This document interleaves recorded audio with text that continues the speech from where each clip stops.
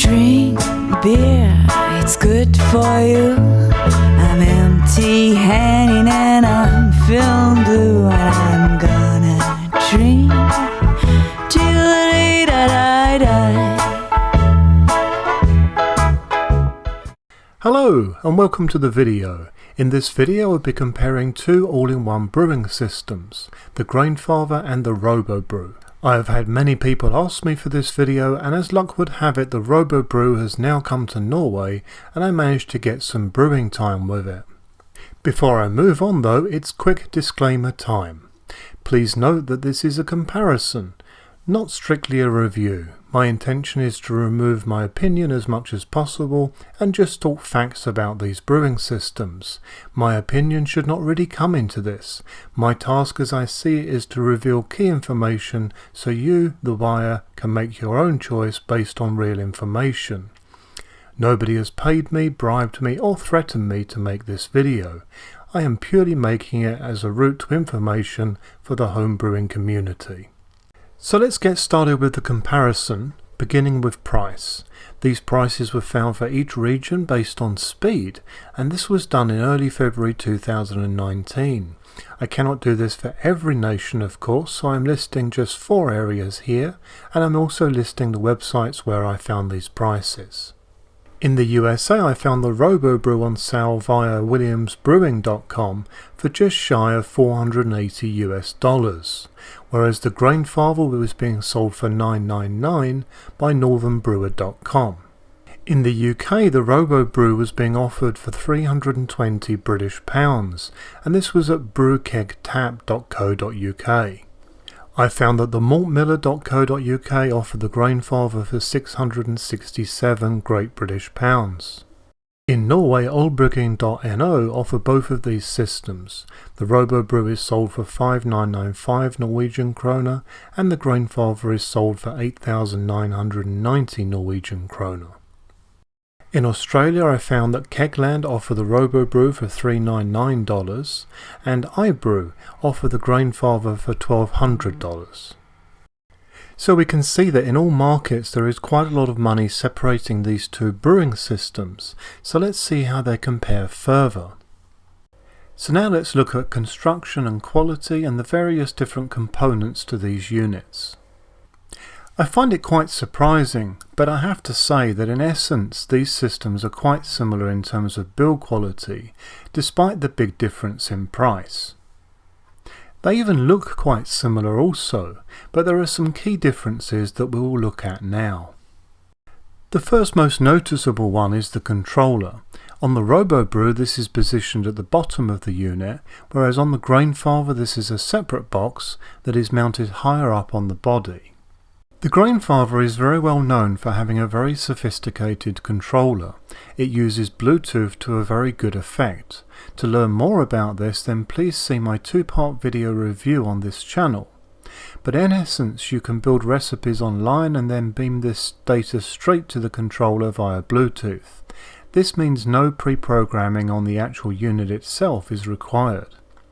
The Grainfather Connect controller has many great features, so like I say, watch the other videos and you'll get the full idea, but I'll list some more of the features here just so you can see them.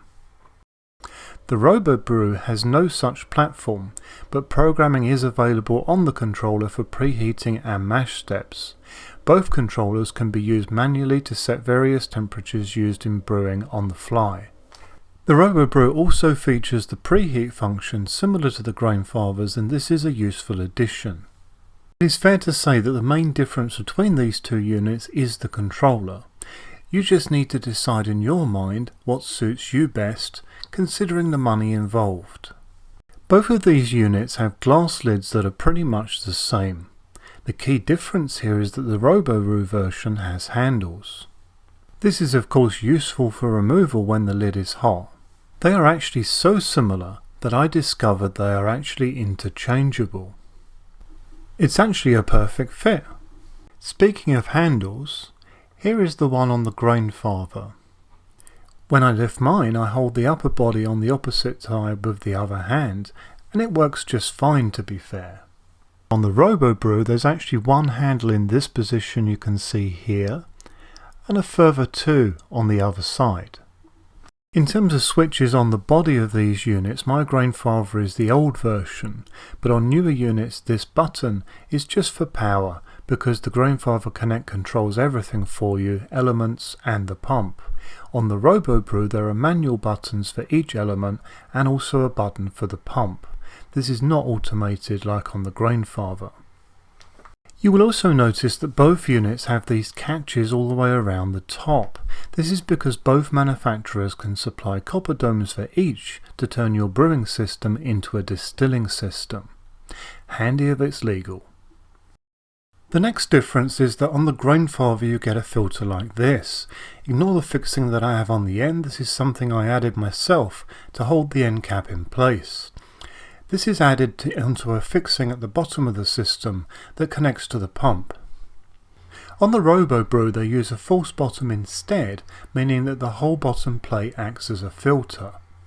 Both methods work to be fair, and if you experience pump clogging on either system, then this can be quickly bypassed by using compressed air or a simple bicycle pump on the recirculation pipe of each system.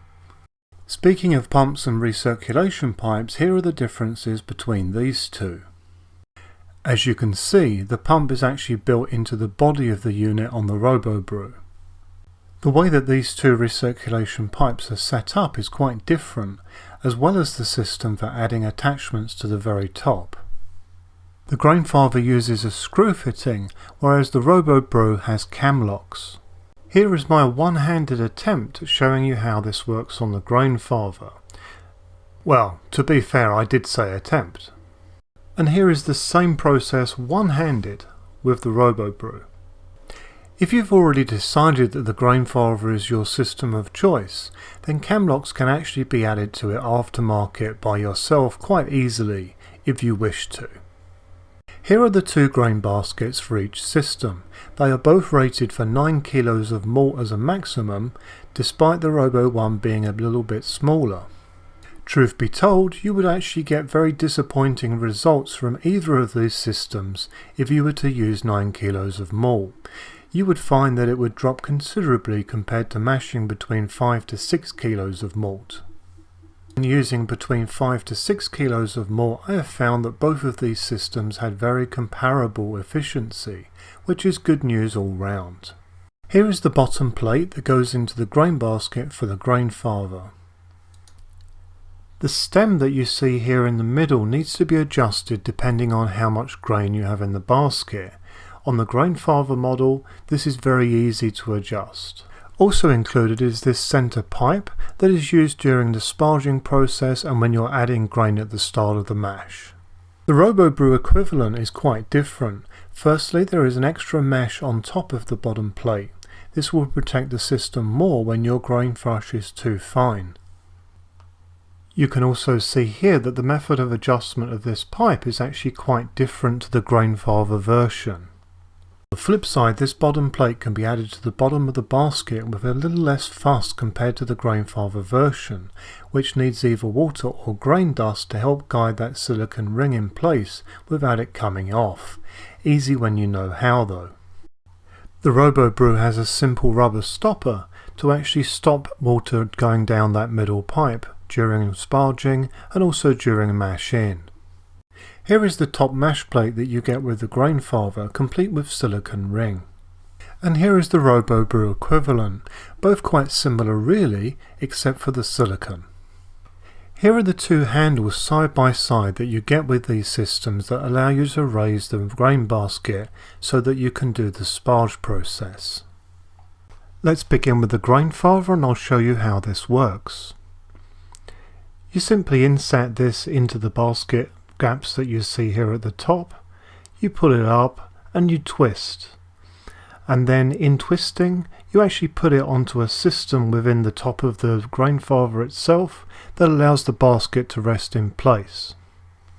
I will now do the same thing with the Robobrew version, and as you can see it is actually exactly the same. One area where these two systems are totally different is in the cooling systems that they're supplied with. The Grainfather comes complete with a counterflow chiller and the Robobrew is supplied with a cooling spiral. There are pros and cons here as well as differences. Let's look at those now. The counterflow chiller simply does the job faster. The reason this is good is because not only does it save you time, but it also aids in wort clarity and will protect against DMS. Another part of the time saved is that with a counterflow chiller you are transferring chilled wort into your fermenter as you cool, whereas with a spiral chiller you are transferring after the cooling process. The counterflow chiller is also in some people's views faster to clean, but I guess that depends on your process. I can actually clean either of these pretty fast, to be fair. Where a spiral chiller certainly scores points is in price and the fact that you are cooling all of your wort at once and then can add finishing hops at lower temperatures to obtain a wider spectrum of flavour. For some people this is a really big deal. In an ideal brewery, both of these chillers have a place in a brewery inventory, and aftermarket versions of both types of chillers can be purchased for either of these systems. I would now like to share some testing data with you that quite surprised me in respect of these systems. You may have seen in my previous all-in-one brewing system versus battle videos that I've looked at two key areas in testing assessment of brewing systems. The first area of these is the most important, and that is how accurate the system is when it comes to mashing temperatures. In short, temperature during mashing is of utmost importance.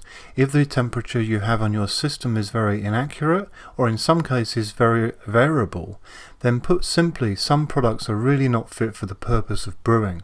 You will see this in very cheap systems that I have revealed previously in past videos. I am happy to say that neither of these systems disappoint in this regard. Here are my findings on screen. This data was not obtained from a single test but from multiple readings. My findings are consistent within reasonable margins. The data on the left under heading DISP is short for display, meaning what the unit shows the temperature is. The data on the right is the actual temperature from a quality calibrated thermometer. You can see that both of these systems are within reasonable accuracy, and the fact that one has a higher accuracy at certain temperatures, this is really having no advantage, as they both will be mashing within the tolerance of temperature that will simply work. My next test was to check speed of heating. In this test I used 5 litres of water that was exactly 20 degrees Celsius, and I then heated it to 65 degrees Celsius and timed that process. Here are those results. So as you can see, the Robobrew is actually faster at heating. Interesting. I investigated and found that this must be that on the Robobrew the base has a large amount of insulation that is safely underneath the heating elements. I have also added imperial measurements to the bottom of the screen, but must add that this testing was done using systems from my local power supply, which is 220 volts. So UK users can expect faster times and US users can expect slower times due to the differences in electrical systems. So in conclusion, you can see that there are various pros and cons between these two all-in-one brewing systems. I will now give some opinion for those that are interested. I have to say that for the price, I was very surprised at how good the Robobrew is. I feel that in some areas it has some great features that are actually improvements to the Grainfather. I also especially like the fact that it is faster to heat up to temperatures. In realistic terms, this will not shave off much time from your brew day, but it will save some time, which is great. Having said this, I love the Grainfather Connect controller and prefer its positioning, as I usually use my brewing system at floor level. In using the Robobrew, I found that I needed to put it on something to raise its position so that I had easy access to the controller and the various buttons, but that is easily solved of course. The Grainfather Connect is actually available for sale separately, and if you were good enough with electrics, then it could be that you could make a conversion on the Robobrew, and I imagine this would be possible, but I don't know for sure. Naturally, whilst doing this, you could also manufacture a solution to mount the controller somewhere more convenient, but of course now you are talking about spending more money and time on top, which does need to be considered carefully.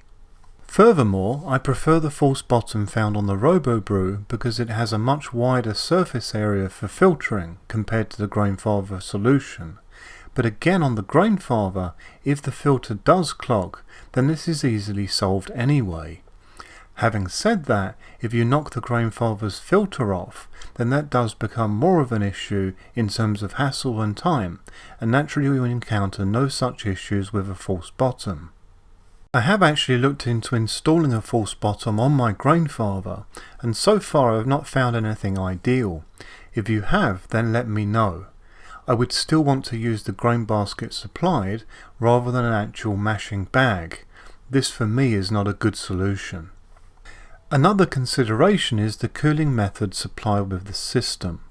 Overall, I prefer a counterflow chiller compared to a cooling spiral, but not everyone shares this view, and the cooling spiral does have advantage when it comes to finishing hops. Own both, and you can see the best of both worlds. I do. I personally prefer the cam locks offered on the Robobrew compared to the screw method on the Grainfather.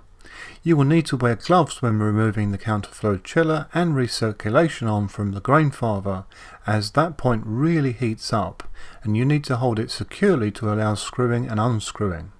Having said this, you can of course do a cam lock conversion on the Grainfather.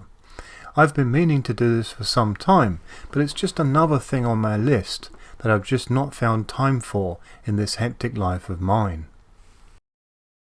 Another consideration is that the pipework on the Grainfather that goes into the grain basket is far less fiddly to adjust, and there is also additional pipework available that allows for smaller batch brewing. No such pipework is available for the Robobrew, so as such it does not enjoy this flexibility. This may have no consequence for you, but for me, being able to do small batch brews really suits me very well. Which one of these systems you should buy really depends on your own requirements and financial position. I actually am lucky enough to own both, and intend on using them side by side when double the beer is needed. My choice of which system to use when brewing with just one of these will be really based on my mood and what is involved, and having this extra flexibility is something I very much look forward to moving forward.